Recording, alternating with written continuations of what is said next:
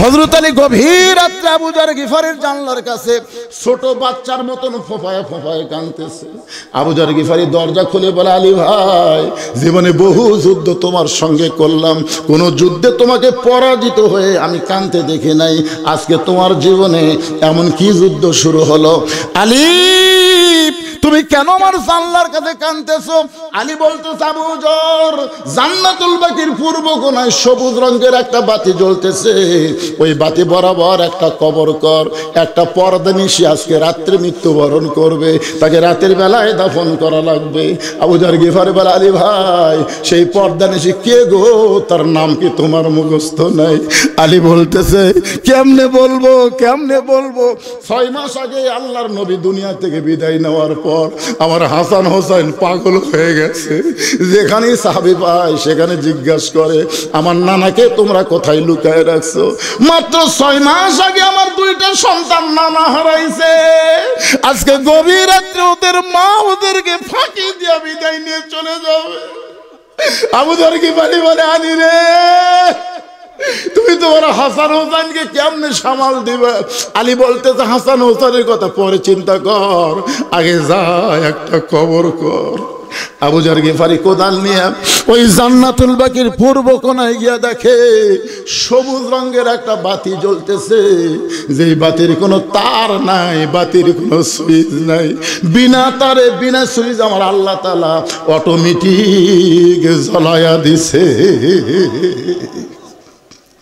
আবু যর গিফারি বাতির নিচে লক্ষ্য করে দেখে বাতির আলোকার গোলাকার হয়নি, বাতির আলো কবরের মতন চারকোনা। ওই আলোর মধ্যে কোদাল দিয়ে কবর খুঁড়তেছে। খুঁড়তে খুঁড়তে এক সময় বলে, কবর, তুই কি জানিস রে কবর, এই গভীর রাত্রে কবর খুঁড়তেছি, তোর মধ্যে কাকে দাফন করা হবে? এ কবর, খবরদার বেয়াদবি করবি না। আল্লাহ নবীর মেয়ে হওয়ার পরেও নবী তাকে মায়ের সম্মান দিয়েছে, সেই ফাতেমাকে আজকে রাত্রেবেলা দাফন করা হবে। কোদাল দিয়ে কবর খুঁড়তে খুঁড়তে এক সময় বলে, কবর রে, খবরদার বেয়াদবি করিস না, তোর মধ্যে এমন একজন মাকে রাখা হবে যার 2টা সন্তান জান্নাতি যুবকদের সর্দার হবে। এ কবর, খবরদার বেয়াদবি করতে পারবি না। কোদাল দিয়ে কবর খুঁড়তে খুঁড়তে আবু যর গিফারি বলে, কবর, তোর মধ্যে আজকে এমন একজন বিবিকে রাখা হবে যার স্বামী হলো আসাদুল্লাহিল গালিব, খবরদার কবর বেয়াদবি করিস না। এই বলে আবার যখন কোদাল মারতে চাই, এমন সময় কবরের ভিতর থেকে একটা আওয়াজ আসতেছে। এই আওয়াজ কিন্তু নবীর মেয়ে ফাতেমার জন্য না, এই আওয়াজ হলো আমাদের সকলের জন্য, যারা আমরা কবরে যাব। জোরে কোন ঠিক কিনা? কবরের মধ্য থেকে আওয়াজ আসতেছে, কার মেয়ে, কার মা, কার বিবি, এটা কবর দেখবে না। আমল যদি ভালো হয় কবর জান্নাতের বাগান হয়ে যাবে, আর আমল যদি খারাপ হয় কবর জাহান্নামের গর্ত হয়ে যাবে। এদিন আমার সঙ্গে সকলে একটু গুনগুন করে পড়েন, কিন্তু যেদিন ডাক পড়িবে, সবাই বলেন, কিন্তু যেদিন ডাক পড়িবে কবর মাঝে যাইতে, জোগাড় কিছু করছো বন্ধু তার মাঝে বিছাইতে। মেয়ে মানুষের জন্য 1 নম্বর হলো পর্দা। জোরে বলেন, মেয়েদের 1 নম্বর নাম কি? আরো জোরে, জোরসে বলুন, ওয়াজ দিয়ে হবে। আমি যতই ওয়াজ করি, আমার ওয়াজ দিয়ে আপনার বউ পর্দা করবে না। আল্লাহ কোরআনে পর্দার আইন করেছেন, অকরনা ফি বুয়ুতিকুন্না ওয়ালা তাবাররাজনা তাবাররুজাল জাহিলিয়াতিল উলা। ঘরের মধ্যে পাতিলে শুটকি মাছ রাখছে। ঘরের মধ্যে পাতিলে কি মাছ? আচ্ছা আপনার বলেন তো, বিড়ালক দাওয়াত দেওয়া লাগবে? বিড়াল বিনা দাওয়াতে শুটকির গন্ধে ঘরের কাছে আসে থেকে দরজা খোলা। বিড়াল তো বুঝতেছেন, দরজা খোলা পায় খাটের তলে দেখে পাতিলের মধ্যে শুটকি, ঢাকনা নেই। আপনারা বলেন তো, বিড়াল কি বিসমিল্লাহ করার টাইম পাবে? বিসমিল্লাহ ছাড়াই যখন বিড়াল খাওয়া শুরু করছে, শুটকির মালিক খসর খসর শব্দ পাই, কে রে, কে খাই রে? আয়সা দেখে বিড়াল, আমার 200 টাকা কেজি শুটকি বিড়াল খায়। খপ করে বিড়াল ধরছে, এই বিড়াল, পুনরায় যদি শুটকি খাস তো 20টা বেত মারবো। বিড়ালকে 20টা বেতের আইন দা বিড়ালকে সাইরা দিছে। কিন্তু ঘরের দরজা জানলা আগের মতোই খোলা রাখছে। আপনি যতই ধর্ষণের আইন করেন, আপনি যতই অ্যাসিড মারার আইন করেন, কোনো আইন দিয়ে নারী নিরাপত্তা দেওয়া যাবে না। শুটকির হাত থেকে যদি, বিড়ালের হাত থেকে যদি শুটকি বাঁচাবার চান, তাহলে ঘরের দরজা বন্ধ করা লাগবে, পাতিলের উপর ঢাকনা দেওয়া লাগবে। বিড়ালের বাপেরও ক্ষমতা নাই যে শুটকির কাছে আসতে পারে। আমার মা বোনদের জন্য বলতেছি, মা, মেয়েদের 1 নম্বর আমল হলো পর্দা। এই পর্দাটা কেমন আমল একটু বোঝানোর জন্য আপনাদের বলতেছি। গভীর রাত্রে নবীর মেয়ে ফাতেমা হযরত আলীর বুকের মধ্যে মাথা রেখে কাঁদতেছে। আলী বলতেছে, ফাতেমা, এই গভীর রাত্রে আমার বুকে মাথা রেখে তোমার কান্দার কারণ কি? ফাতেমা বলে, স্বামী গো, আল্লাহ তাআলা আমার দোয়া কবুল করছে। আলী মুচকি মুচকি হাসে, রে পাগলি, আল্লাহ দোয়া কবুল করছে। দোয়া কবুল হচ্ছে আনন্দের কারণ। আমাদের দোয়া আল্লাহ কবুল করছে। আমরা বহু দোয়া করছি যে আল্লাহ রব্বানা আতিনা ফিদ দুনিয়া হাসিনা, এর জ্বালা তার বাঁচি না। আল্লাহ কোরআনের পাখি বিনা অপরাধে 13 বছর জেলখানা তুল। আল্লাহ তারপর হাসপাতাল নিয়ে ভর্তি করলো। এত ভালো মানুষগুলো মারতেছে। আল্লাহ আল্লাহ আল্লাহ আল্লাহ। এই যে আমাদের চোখের পানি, আল্লাহ কয় রে, 5 তলা উঠে 1.5 লাখ টাকার খাট, 12,000 টাকার কম্বল ওড়ে তামানে দিয়ে রাত 9টার সময় বলতেছে, আমার বাড়ি, আমার ঘর, আমাক নামাইকে। এ দেশ আমার বাপের, এ দেশ আমার। 41 সালের আগে আমাক নামাইকে। রাত 3টার সময় একটা ভূমিকম্প, খালি বিল্ডিং এর লড়ে উঠছে। ওই এত ফোর্সে নামছে, কম্বলের মধ্যে লঙ্গি খুলে আছে, ওটাও পরার টাইম পায়নি। ফেরেশতাকে আল্লাহ নামাইলা নামাইলা, এভাবে ন্যাংটা করে নামাইলা। আপনারা বলেন তো, গোটা পৃথিবীর মধ্যে হাসিনা যেভাবে নামিছে, এভাবে কেউ নামছে? এই নামার নাম হলো ন্যাংটা হয়ে নামা। ধরে কোন কি হয়ে নামা? হাসিনা যখন আর বুনকলে পলাচ্ছে, সেটা একটা ভিডিও কিন্তু আছে, দেখছেন আপনারা? হাসিনা এরকম যাচ্ছে সামনে, আর রেহানা যাচ্ছে পিছনে পিছনে। হাসিনা খালি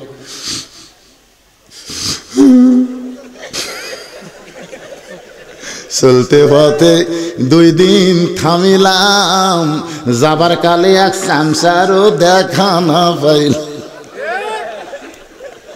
সবাই চলতে পথে 2 দিন থামিলাম, যাবার কালে এক সামসারও দেখা না পাইলাম। ওই মাথা ভাঙ্গা উবাইদুল কাদের কখন পলাইছে, শামীম ওসমান কখন পলাছে রে? আয় আয়, যারা মাইক পালি কই খেলা হবে, খেলা হবে। বাজান, একটু মনোযোগ দিয়ে শুনবেন। ক্ষমতার মালিক হচ্ছে আল্লাহ। আল্লাহ যদি চায়, চোখের পানির দাম আছে না নাই? এ জোরে গান আছে না নাই? আলী বলতেছেন, ফাতেমা, আল্লাহ তোমার কি দোয়া কবুল করেছে যে দোয়া কবুলের কারণে তুমি কাঁদতেছ? ফাতেমা বলে, স্বামী গো, আমি আল্লাহর কাছে বলেছি আল্লাহ যেন পর্দার মধ্যে আমার মৃত্যু দেয়। আলী মুসকে মুসকে হাসার কয়, তুমি সারা জীবন পর্দা মেনেই চলেছো, পর্দার মধ্যে তোমার মৃত্যু হবে না তো কার হবে? বাংলাদেশে যারা পর্দা মানে না, তারাই মরার পর যে পর্দা 5 কাপড় দেয়, 5 কাপড় দিয়ে খাট নিয়ে আবার চাদর দিয়ে ঢাকাতে। ফেরেশতা বলে, আল্লাহ, এই মেয়ে মানুষ গোটা কি পাড়ার নাম এটা? বর্ষা, পশ্চিম পাড়া। এই মেয়ে মানুষ গোটাল পাড়া ঘুরিছে, পাড়ার সব লোক সবাই চেনে। তো মরার পরে 5 কাপড় দিয়ে খাট নিয়ে আবার চাদর দিয়ে ঢাকছে, কারণ কি? আল্লাহ বলতেছে, ওই দেশের নাম বাংলাদেশ রে।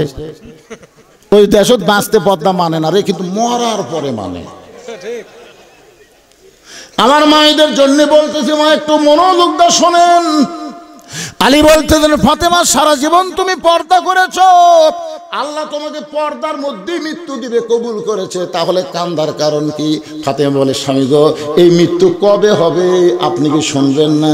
আলী বলে, ফাতেমা, মৃত্যুর খবর দুনিয়ার কেউ বলতে পারে না। ফাতেমা বলতে, স্বামী গো, আল্লাহ যদি আমাকে জানায়। যেই বলেছে আল্লাহ যদি আমাকে জানায়, হযরত আলী বলতেছে, ফাতেমা কি বলবার চাও? ফাতেমা বলতেছে, আজকে গভীর রাত্রে ফাতেমার মৃত্যু হবে। যেই মাত্র কইছে গভীর রাত্রে মৃত্যু হবে, গাছের গোড়া কাটলে গাছটা যেমন পড়ে যায়, হযরত আলী তেমনি পড়ে গেলেন ঘরের মাঝায়। মা ফাতেমা মুস্কি মুস্কি হাসতেছে, স্বামীর মাথাটা উরাতের উপরে নিয়ে কপালে একটা চুমু দিয়ে বলে, স্বামী গো, এমন করে আপনি কাঁদবেন না, কারণ আসলে যাইতে হবে।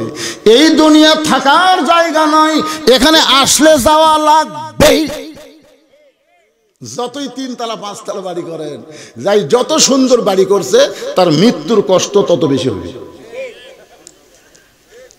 আজরাইল ঘুরে ঘুরে দেখাবি, এই দেখ রে, তোর ঘর তো ইন্টেরিয়র করছু রে, হাই হাই রে, এসি লাগাছু কে রে, হাই হাই কি টাইস রে। এগুলো সব আজরাইল মৃত্যুর আগে দেখানোর পরে তারপরে করি, দেখ কান্দিস কা, কান্দিস কা, তুই কি মনে করছু থাকার জন্য আসছো? যাবো না, ও যে তাকায় দেখ, অন্ধকার, দরজা নাই, জানলা নাই, বিছানা নাই, বালিশ নাই। কান্দিস না, কান্দিস না, যাওয়া লাগবে। কথা বলেন যাওয়া লাগবে না, কথা বলেন যাওয়া লাগবে না।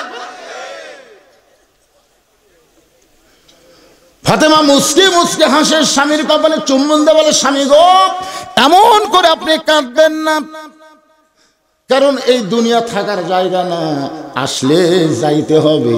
আমি এতদিন বাবার মুখে শুনেছি, আমার বাবা বলেছে পৃথিবীর ভিতরে সবচাইতে শক্তিশালী পুরুষের নাম হলো হযরত আলী।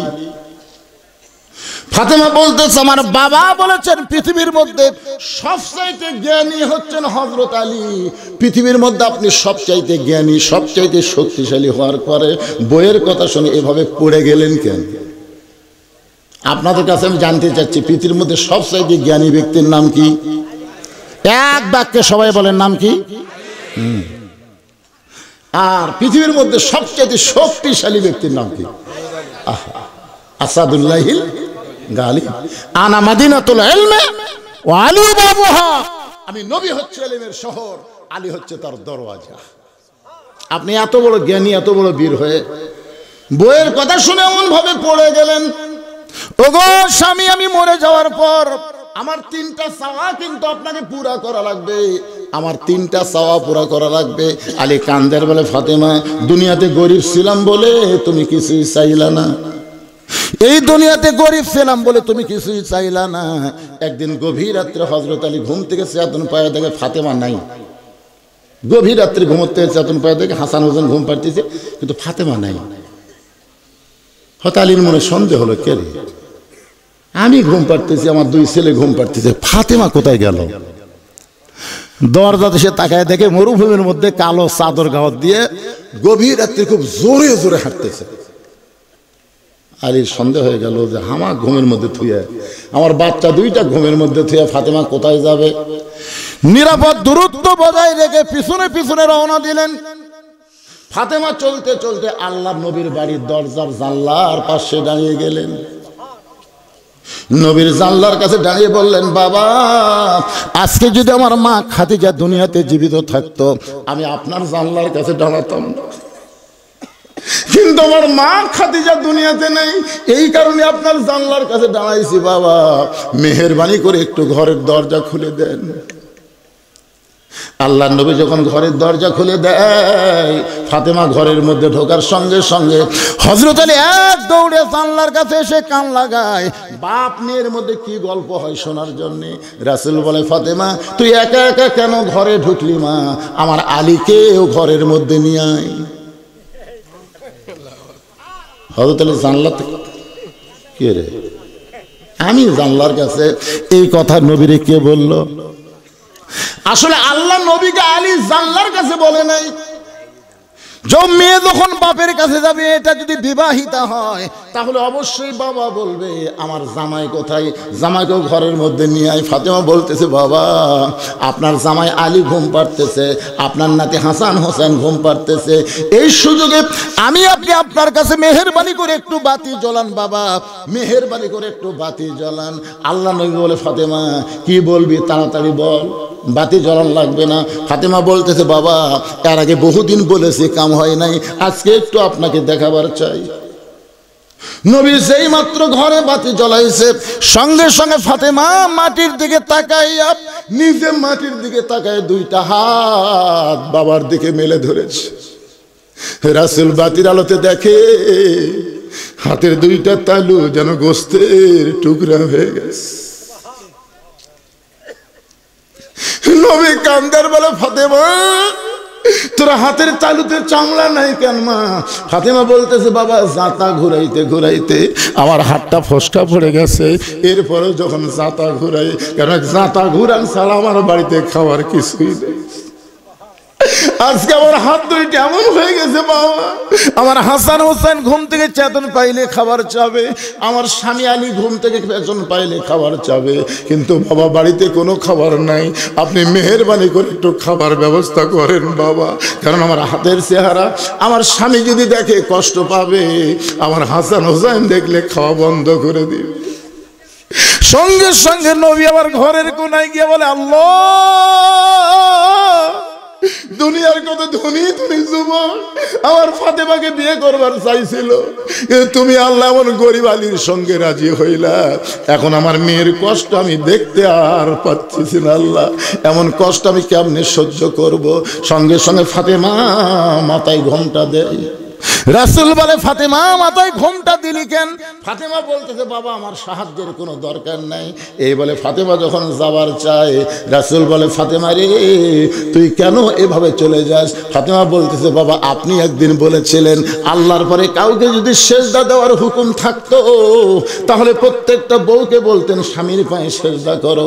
এই কথার দ্বারা আপনি বুঝাই দিলেন আল্লাহর পরে মেয়ে মানুষের কাছে সবচাইতে দামি ওই ব্যক্তি হলো তার মহান স্বামী। আমার স্বামীর বিরুদ্ধে আপনি আল্লাহর কাছে বলবেন, আমার কোনো সাহায্য লাগবে না বাবা। এই বলে ফাতেমা যখন চলে যায়, রাসূল কান্দার বলে, আল্লাহ ওই ফাতেমা কে গো আল্লাহ? আমি তো চিনতে পারলাম না। আল্লাহ বলে, নবী গো আপনার ফাতেমা শুধু ফাতেমা নয়, আপনার ফাতেমা হলো সাইয়্যিদাতুন নিসাই আহলিল জান্নাহ ফাতেমা তুজ জোহরা।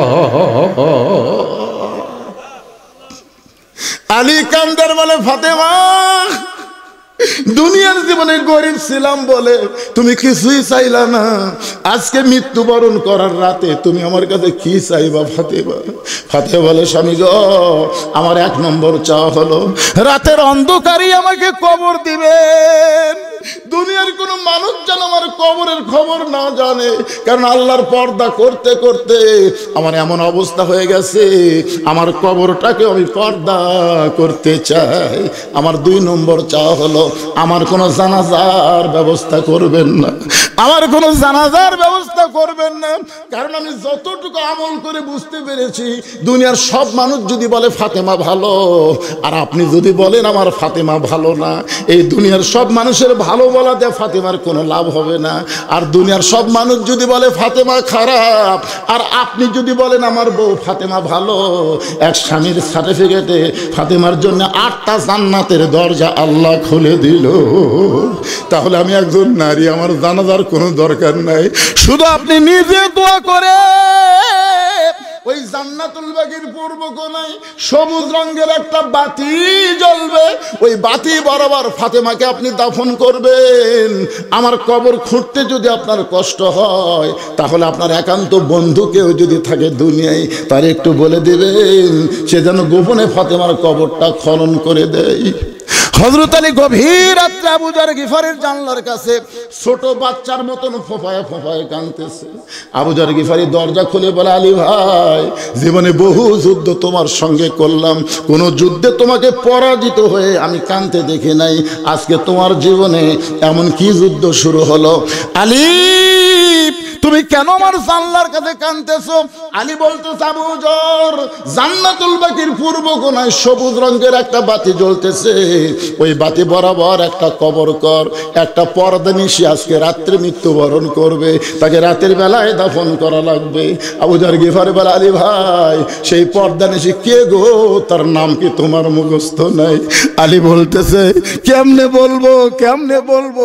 6 মাস আগে আল্লাহর নবী দুনিয়া থেকে বিদায় নেওয়ার পর পর আমার হাসান হোসেন পাগল হয়ে গেছে। যেখানেই সাহাবী পায় সেখানে জিজ্ঞাসা করে, আমার নানাকে তোমরা কোথায় লুকায় রাখছো?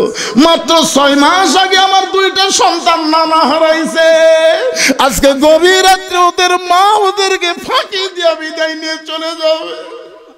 আবু যর গিফারি বলে, আলী রে, তুমি তোমার হাসান হোসেনকে কেমনে সামাল দিবে? আলী বলতেছে, হাসান হোসেনের কথা পরে চিন্তা কর, আগে যা একটা কবর কর। আবু যর গিফারি কোদাল নিয়ে ওই জান্নাতুল বাকির পূর্ব কোণায় গিয়া দেখে সবুজ রঙের একটা বাতি জ্বলতেছে, যেই বাতির কোনো তার নাই, বাতির কোনো সুইচ নাই। বিনা তারে বিনা সুইচ আমার আল্লাহ তাআলা অটোমেটিক জ্বলায়া দিছে। আবু যর গিফারি বাতির নিচে লক্ষ্য করে দেখে বাতির আলোকার গোলাকার হয়নি, বাতির আলো কবরের মতন চারকোনা। ওই আলোর মধ্যে কোদাল দিয়ে কবর খুঁড়তেছে। খুঁড়তে খুঁড়তে এক সময় বলে, কবর, তুই কি জানিস রে কবর, এই গভীর রাত্রে কবর খুঁড়তেছি, তোর মধ্যে কাকে দাফন করা হবে? এ কবর, খবরদার বেয়াদবি করবি না। আল্লাহ নবীর মেয়ে হওয়ার পরেও নবী তাকে মায়ের সম্মান দিয়েছে, সেই ফাতেমাকে আজকে রাত্রেবেলা দাফন করা হবে। কোদাল দিয়ে কবর খুঁড়তে খুঁড়তে এক সময় বলে, কবর রে, খবরদার বেয়াদবি করিস না, তোর মধ্যে এমন একজন মাকে রাখা হবে যার 2টা সন্তান জান্নাতি যুবকদের সর্দার হবে। এ কবর, খবরদার বেয়াদবি করতে পারবি না। কোদাল দিয়ে কবর খুঁড়তে খুঁড়তে আবু যর গিফারি বলে, কবর, তোর মধ্যে আজকে এমন একজন বিবিকে রাখা হবে যার স্বামী হলো আসাদুল্লাহিল গালিব, খবরদার কবর বেয়াদবি করিস না। এই বলে আবার যখন কোদাল মারতে চাই, এমন সময় কবরের ভিতর থেকে একটা আওয়াজ আসতেছে। এই আওয়াজ কিন্তু নবীর মেয়ে ফাতেমার জন্য না, এই আওয়াজ হলো আমাদের সকলের জন্য, যারা আমরা কবরে যাব। জোরে কোন ঠিক কিনা? কবরের মধ্য থেকে আওয়াজ আসতেছে, কার মেয়ে, কার মা, কার বিবি, এটা কবর দেখবে না। আমল যদি ভালো হয় কবর জান্নাতের বাগান হয়ে যাবে, আর আমল যদি খারাপ হয় কবর জাহান্নামের গর্ত হয়ে যাবে। এদিন আমার সঙ্গে সকলে একটু গুনগুন করে পড়েন, কিন্তু যেদিন ডাক পড়িবে, সবাই বলেন, কিন্তু যেদিন ডাক পড়িবে কবর মাঝে যাইতে, জোগাড় কিছু করছো বন্ধু তার মাঝে বিছাইতে। আপনারা বলেন তো কবে ডাক পড়বে? কথা বলেন ভাই, কবে রে? তো যে মোশন নিয়ে চলতেছেন, যে মোশন নিয়ে আপনারা হাঁটতেছেন, আর এখনকার ছেলেদেরকে দেখে মনে হচ্ছে না এরা কোন সময়ের মানুষ। ওয়াল আসর, আল্লাহ সময়ের শপথ করেছেন। ছোট্ট একটা বাচ্চা আমার কাছে নিয়ে এসে, হুজুর খালি কান্দে, দোয়া করেন হুজুর। আমি সূরা ফাতিহা 3 বার পড়ে ফু দিলাম, কারণ সূরা ফাতিহার একটা নাম হলো সূরাতুশ শিফা। কি কি দোয়া করলেন হুজুর? ফু দেওয়ার পর আরো কান্না বেড়ে গেছে। আমি একটা পানি পড়া দিলাম, আয়াতুল কুরসি পড়ে, যদি কোনো নজর টজর থাকে তো পানি পড়া দিলাম, বললাম 3 বার খাওয়াও। কয়েকদিন পর এসে হুজুর দোয়া, বর্তমান সময়ে দোয়া দরুদের খাওয়া নেই। আমি বললাম, বারে কি হলো রে, দোয়া দরুদ দিয়ে কাম হচ্ছে না। কয়েক মাস পরে বললাম, মা তোমার ছেলের খবর কি? কার কান্দে না হুজুর? কোন দোয়ায় কাম হলো? দোয়া কে লাগবে, আর বাবাকে মোবাইল কিনে দিচ্ছে, যখনই কান্দে চালু করে দেয়। আপনি শুনলে আশ্চর্য হবেন, হুজুর আমার ছেলে মোবাইল ছাড়া ভাত খায় না। কি সময় রে, আল্লাহ এমনি সময় শপথ করছেন। এখনকার অধিকাংশ ছেলেরা মোবাইল হাতে পাইছে, কথা কন না কেন? পায় নাই? স্বয়ং জিবরাইল এসেও যদি ওয়াজ করে, ওয়াজ দিয়ে এদেরকে ভালো করা যাবে না।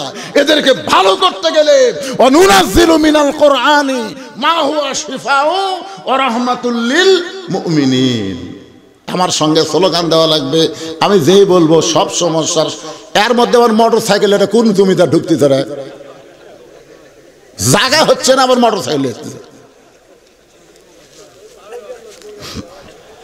কি স্লোগান দিবেন? গলা খাঁকারে দেন। আমি যেই বলবো সব সমস্যার সমাধান, আপনারা বলবেন দিতে পারে আল কোরআন। সব সমস্যার সমাধান আল কোরআনের আলো। মাশাআল্লাহ, জায়গা ভালো রে, জায়গা ভালো। আমি গতকাল পাবনা ওয়াজ করলাম দুটো, দিনে একটা রাতে একটা। আমি যেই বলছি আল কোরআনের আলোকায় ঘরে ঘরে জাহালো, না এটি হয়ে যাবে কাম, এটি কাম হয়ে যাবে ভাই। হা কলজা ভরে গেল রে।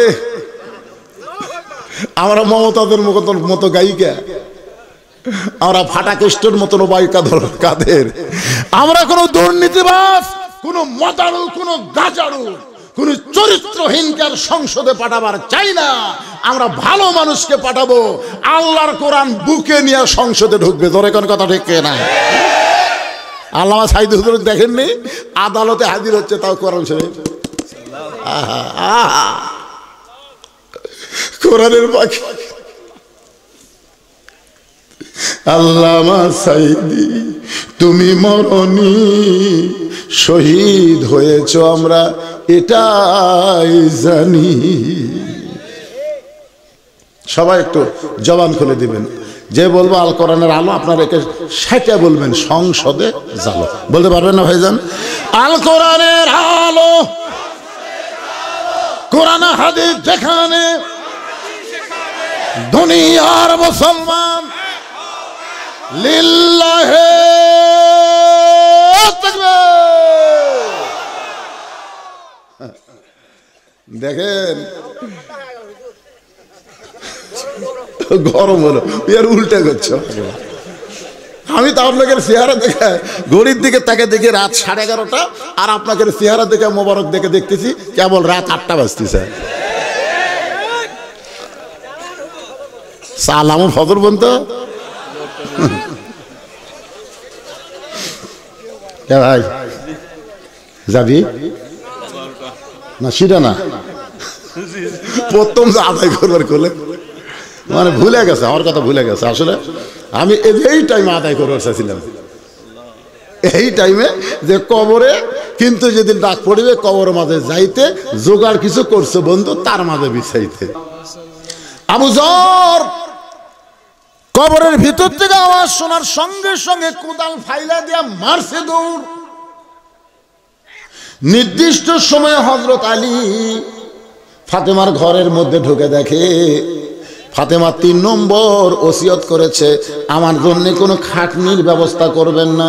আমি মরে যাওয়ার পরে আমার লাশটা কাঁধে নেওয়ার 4 জন মানুষ আমি ফাতেমা দুনিয়াতে দেখতে পাইলাম না।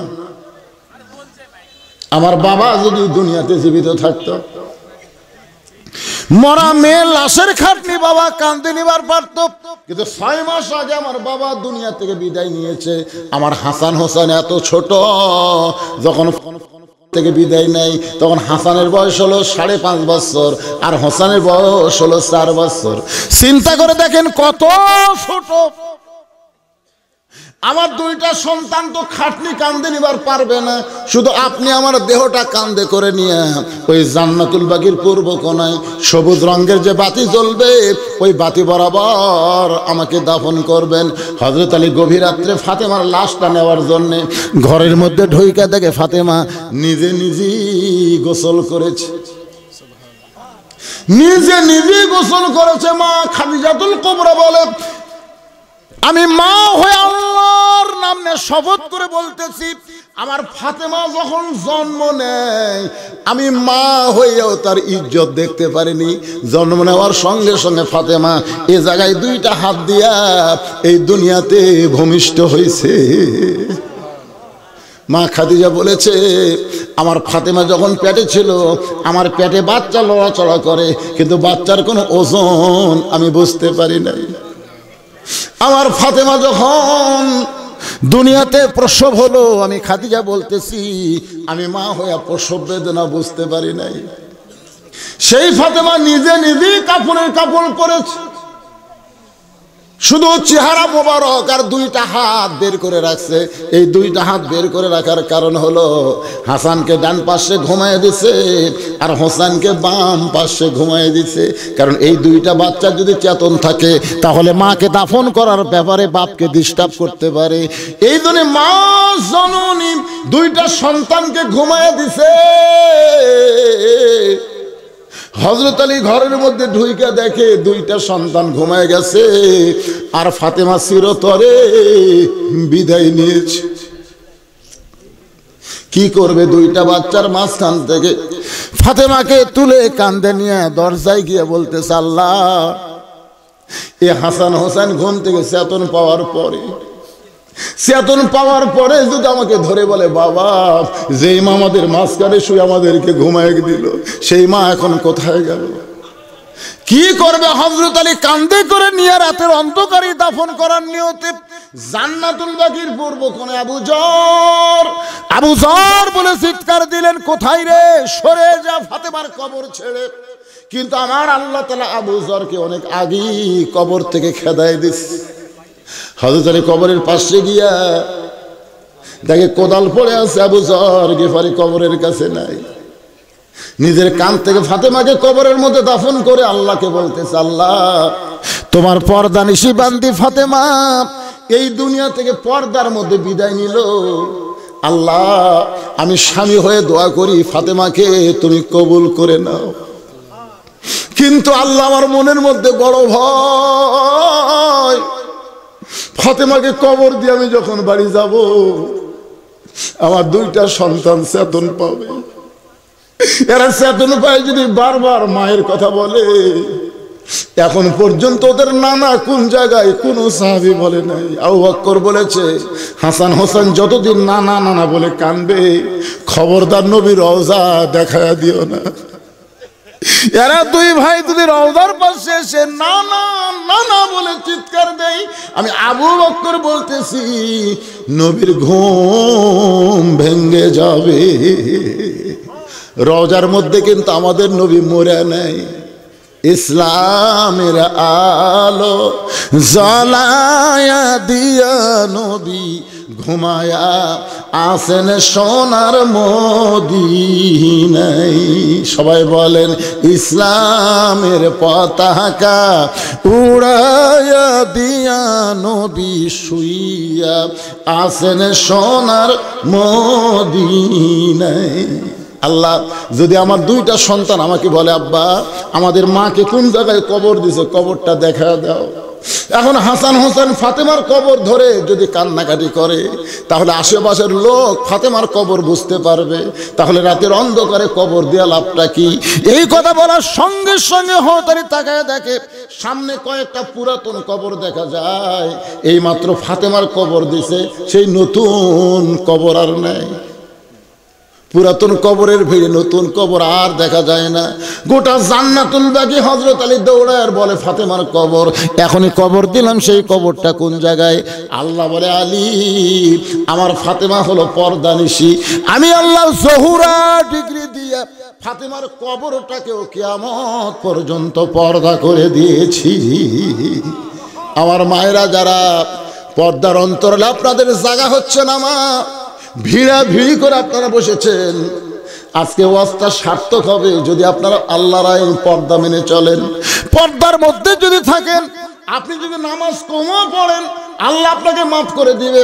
যদি রোজা কমও করেন, আল্লাহ মাফ করে দিবে। যদি স্বামীর খেদমত কমও করেন, তাও স্বামী আপনাকে ক্ষমা করবে। কিন্তু পর্দার ব্যাপারে কোনো ছাড় নাই। এই পর্দাটা পুরাপুরি আপনাদের করতে হবে।